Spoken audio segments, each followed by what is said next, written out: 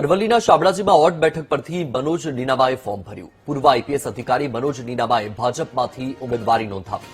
3 term સુધી સરપંચ રહેલા કોંગ્રેસના ઉમેદવાર સુરેશ નીનામા સામે લડશે ચૂંટણીનો જંગ। મનોજ નીનામાએ જંગી બહુમતીથી જીત મેળવવાનો આશાવાદ વ્યક્ત કર્યો।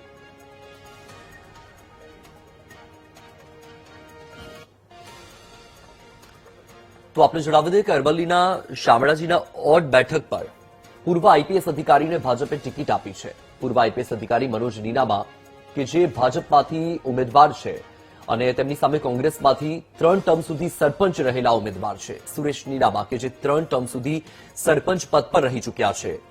મનોજ નીનામા અને સુરેશ નીનામા વચ્ચે અહીં જંગ જામશે। મનોજ નીનામાએ જંગી બહુમતીથી જીત મેળવવાનો આશાવાદ પણ વ્યક્ત કર્યો છે।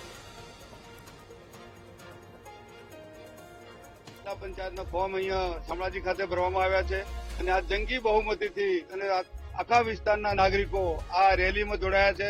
લગભગ હું માનું છું ત્યાં સુધી 5 થી 6 હજાર જેટલી જનમેદની મારી સાથે છે અને એક મંત્રી તરીકે આશ્વાસ કરું કે આ ભીલોડા મત વિસ્તાર, શામળાજી તાલુકો અને 3 તાલુકાની અંદર અમે સખતમાં સખત બહુમતીથી અમે જીતવાના છીએ અને આખા વિધાનસભાની અંદર 58 તાલુકા પંચાયત છે અને 12 જિલ્લા પંચાયત છે।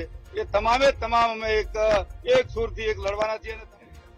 આપણાને એમ થાય છે કે એક જાતનું વાવાઝોડું છે બીજેપી તરફે અને આજે જ્યારે અમારા ફોર્મ ભરાઈ રહ્યા છે તમામ ઉમેદવારોને હું તમામને શુભેચ્છા પાઠવું છું અને આ પ્રક્રિયામાં ભાગ લેનાર તમામ પાયાના કાર્યકરો, હોદ્દેદારો અને સંગઠનના હોદ્દેદારોનો ખૂબ ખૂબ આભાર માનું છું અને આજ પ્રમાણે જે આપણે જોઈ રહ્યા છે એ પ્રમાણે જો અમને પ્રજાનો સાથ અને સહકાર મળશે અને આનાથી પણ વધુ પ્રમાણમાં તમામ ઉમેદવારો જંગી બહુમતીથી આપણે જીતશે એવો વિશ્વાસ પણ વ્યક્ત કરું છું।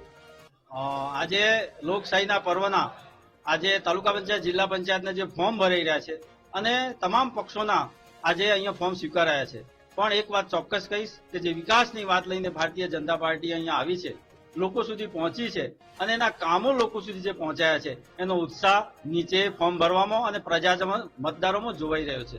એક વાત ચોક્કસ છે કે વિકાસની રાજનીતિ એ ફક્ત નાગરિકો માટે હોય છે, પણ જ્યારે અમે લોકો સુધી જઈએ છીએ ત્યારે અમારો નાગરિક છે, અમારો મતદાર છે, અમારો ભાઈ છે, એ રીતે અમે એમના સુધી પહોંચવા માટે ભારતીય જનતા પાર્ટીના ઉમેદવાર તરીકે અને પક્ષ તરીકે અમે પ્રયત્ન કરીશું।